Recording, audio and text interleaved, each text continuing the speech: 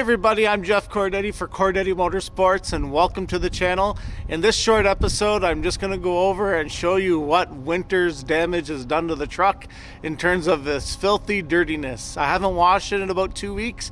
We had some wintertime weathers coupled by spring and thaw and snow and all that in between, and the roads are just now at their dirtiest peak, and I want to show you how it's affected my truck. So we're going to take a quick look around to see how dirty it is, but also we're going to take it to the coin wash and give it a good scrub, and then I'm going to show you some of the stone chips and stuff like that that I received over its 28,000 kilometer travels.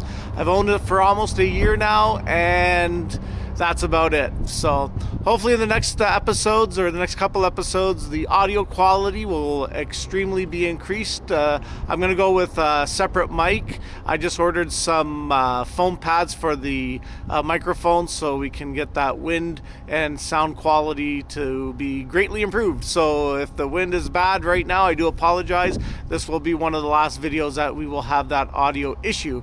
But anyway, let's go take a look at the truck and see how dirty this guy got in the last month.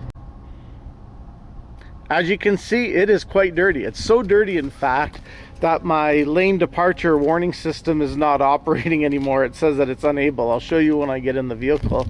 So I'm guessing it's that radar in the front that's really dirty. So you can see the suspension could use a good detail. The wheel wells, again, I haven't touched this. This is just on-road driving. And this is what I just get from living in northern Canada, driving it around and showing how actually dirty it's gotten. I never really let my vehicles get this way, but this last little while I kind of wanted to do a video, so I said, well, I'll wait a little while longer and show how dirty it is and the kind of quality the car wash will do. I won't be using a brush, I'll just be using the pre-soak and rinse. So we'll look at that quality. I do have one stone chip in the window, even though I have an exo shield.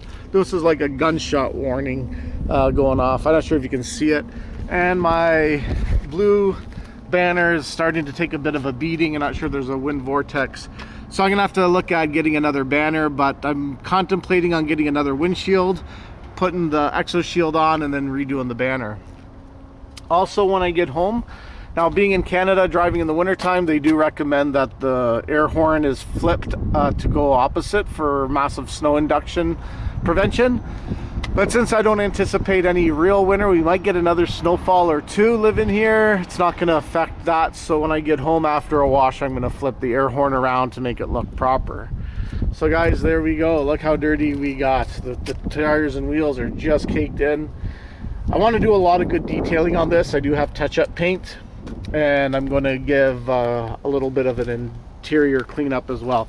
The interior is pretty bad as well. There's not much junk. I got the snow brush and the washer fluid. I normally don't leave them like that just to keep the interior clean, but I have been moving stuff in and out, so the interior definitely can use a good cleanup as well. Again, this is not how I normally keep the vehicles. It's how it's gotten over this bad season anyway. But here's the back box. I keep it clean. I don't really keep too much stuff in there, and that's basically it. So this is how winter takes its toll. So we're going to go over to Splash Auto Works and give it a good bath. Like I said, I will not be using the foam brush on it. I'm going to be using the I'm going to rinse it, pre-soak it with the pre-soak cleaner, and I will probably use the truck section because that has a stronger cleaner to it. I think this needs it. But anyway, guys, let's go hit the car wash. Let's give it a good cleanup. I'll show you some of the stone chips that I got, which is way more than I like. I think Toyota's paint job isn't the greatest. I had a Silverado and I had a Dakota, and I don't know, I'm just guessing that the paint held up better on those two vehicles. This one seems to nick and scratch a little bit more than I would was hoping for with the price point of the truck and Toyota's renowned quality. But anyway, that's a minor detail. I do live in a very industrial zone with a lot of truck traffic, so it might be to be expected. So anyway, guys, let's jump in the truck, head over to the car wash, and give my baby a bath.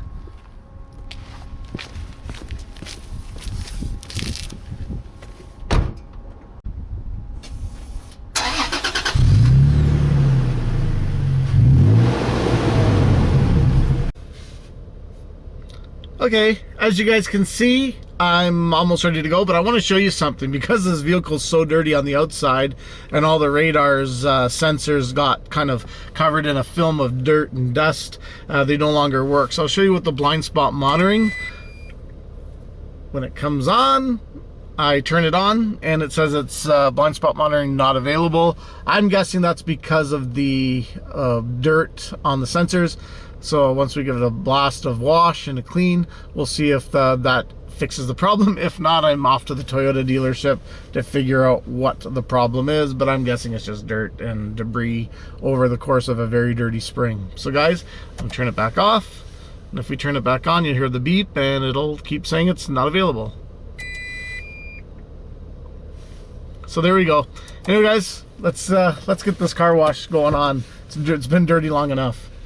Tracy Shepard. She left an incredible career and invested her life savings in launching a mobile meditation.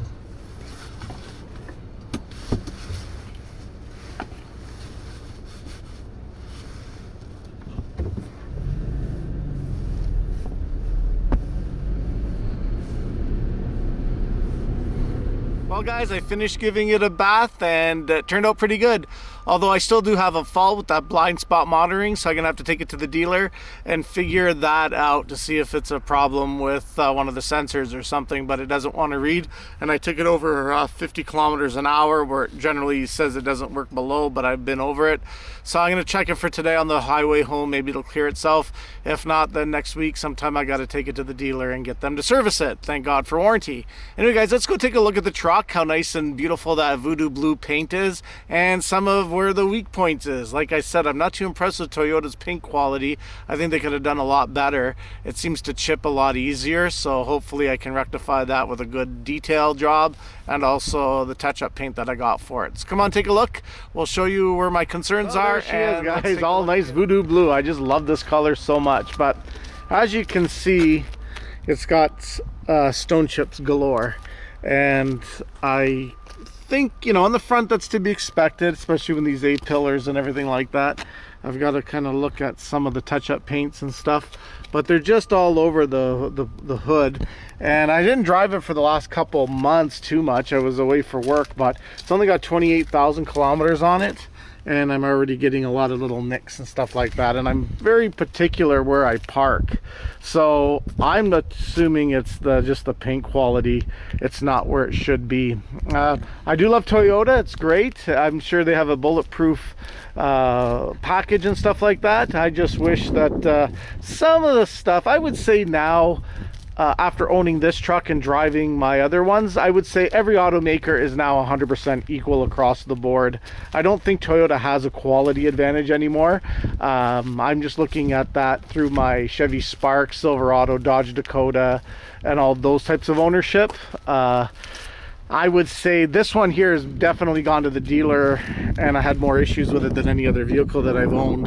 The one that had the least was the Mitsubishi Mirage, and then followed by the Chevy Spark. Those two were tied for first place in actual you know, ownership, having absolutely nothing wrong with it. The paint and the paint quality and the paint durability was definitely stronger in the two micro commuters than they are in the truck. Not sure if that's a design flaw on the way the design is and where the chips are, but I drove those vehicles in the same traffic, same conditions, same areas as this truck has been, and they've had no issues with the paint chipping or scratching it to that kind of extent. But anyway guys, yeah, this is it. Thanks for coming along. I'm gonna have to update you guys on the blind spot monitoring. I'm also going to, when I get home, switch that air horn, so next time you see the truck online, you're going to notice that it's going to have it facing the other way. And also on Thursday I have another surprise unveil with those pedestals, and so stay tuned for those types of features. And of course, an in-depth detail, under the hood detail, and touch-up paint is going to come up, but that's not till about another month and a half away, until all this beautiful white stuff is disappear. As you can tell, eastern Alberta is flat. Got some industrial stuff over there, but that's about it. So anyways, guys, if you're new to this channel, welcome aboard. Hope you like it, and hopefully you find it interactive. Feel free to leave comments and subscribe and share if you found this interactive. And yeah, guys, we'll stay tuned for a video coming out next Friday, possibly Saturday at the latest, with the pedestal install. So guys, you keep cruising and stay loose for now.